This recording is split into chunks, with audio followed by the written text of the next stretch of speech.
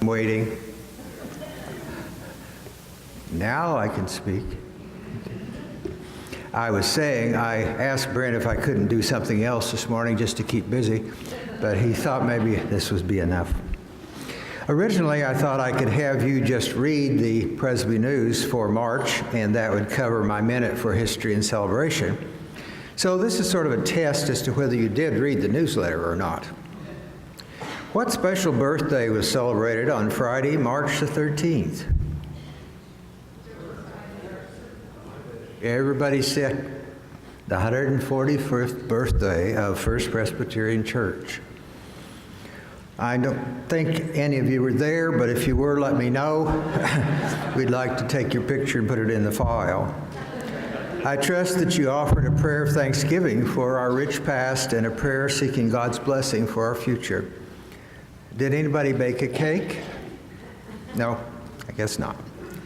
The second article that you were to read had to do with the acquisition of a gold pocket watch that once belonged to John P. Harson, our first installed pastor.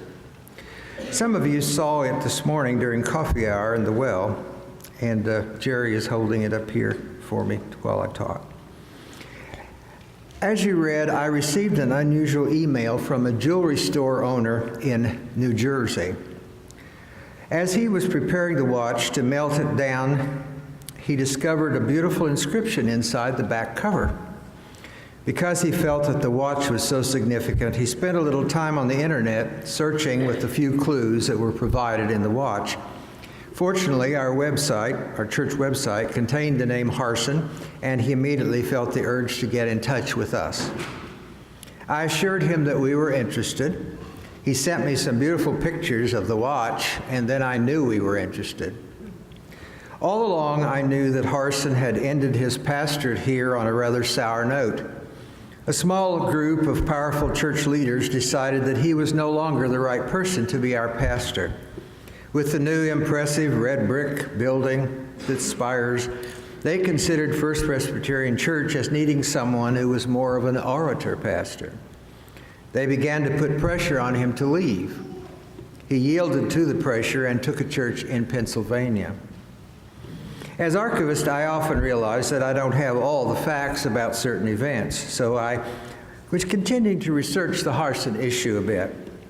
The Library of Congress has digitalized many newspapers throughout the United States, and the Wichita Eagle is one of them. One can search this digital database and find the original articles written about various subjects.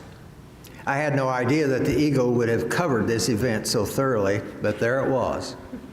What we had thought about the origin of the watch was all wrong. The watch was not given to Harson as a gift.